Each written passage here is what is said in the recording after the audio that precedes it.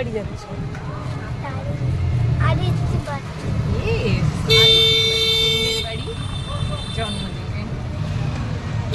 Hi everyone, welcome to my mini blog. তো আজকে আমরা চলে এসেছি সবাই অনুপাদের বাড়িতে। আজকে অনুপার মেয়ের বার্থডে, মানে আমার ডোডোর প্রি স্কুলের ফ্রেন্ড, কিন্তু ও ডোডোর থেকেও বেশি এক্সাইটেড ছিলাম আমি, কারণ আমার এই পুরোনো গ্রুপটার সাথে দেখা হবে। আর আমার আগের অনেক ব্লগেই তোমরা শুনেছো এই গ্রুপটা কিন্তু আমার কাছে অক্সিজেনের মতো। আর এই দেখো বাচ্চাগুলো সবাই স্কুলের পর আবার একসাথে এই ফার্স্ট টাইম মিট করলো। এখানে অনুভব ভাবছে আমি ফটো তুলছি, বাট আমি ভিডিও করছিলাম। ওখানে পেছন থেকে পলাশদা হাই করছে। পলাশদা ভীষণ ভালো, সবসময় গেলে এত ওয়ার্ম একটা ওয়েলকাম করে। ওখানে অনুপার বোনও খুব মিষ্টি একটা মেয়ে, আর আমার পুরো গ্রুপটা ছিল। তারপরে এখানে বাচ্চারা একটু স্ন্যাক্স ট্যাক্স খাচ্ছিল। আর এই দেখো বাচ্চাদের মধ্যে দুটো বাচ্চাও বসে আছে। এই দুটো বাচ্চাও কিন্তু সত্যিই বাচ্চা আমাদের থেকে, কিন্তু যাই হোক এরাও খুব মিষ্টি। তারপরে এখানে অনেকক্ষণ গল্প টল্প করে কেক কাটিং এর সময় চলে এসেছিল। কেক কাটিং এর সময় সবাই মিলে বসে কতক্ষণে কেকটার ওপর হামলা করবে সেটার অপেক্ষা করছিল। আর আমার ডোডো করেছিল সব থেকে বড় ব্লান্ডার, মানে আজকে বার্থডে গার্লকে ওকে না কাঁদালেই হতো না, ও সেটাই করেছিল। যাই হোক ও বাচ্চা, আমি জানি, ও দুষ্টুমি করছিল। সবাই এখানে বসেছিল অধীর আগ্রহে কতক্ষণে এই মোমবাতিগুলো জ্বালানো হবে, নেভানো হবে, আর কেকটা কাটিং করে ওদের দেওয়া হবে।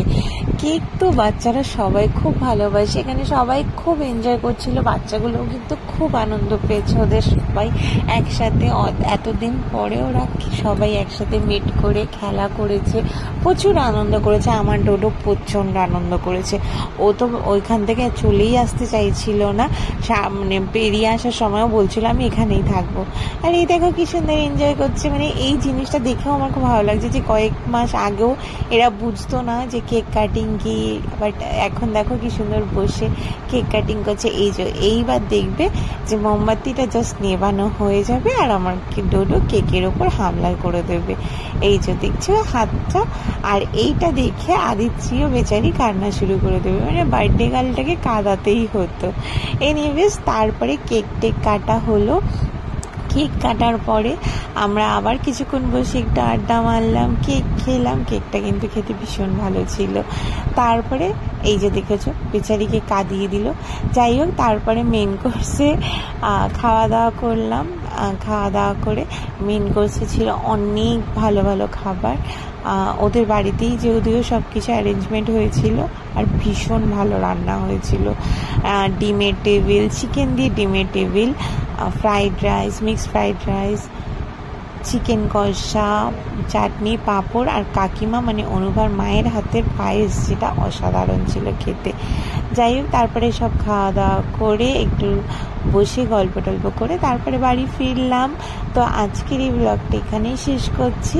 ভালো লাগলে প্লিজ একটু লাইক, শেয়ার, কমেন্ট করো। আর চ্যানেলে নতুন হয়ে থাকলে প্লিজ একটু সাবস্ক্রাইব করে নিও।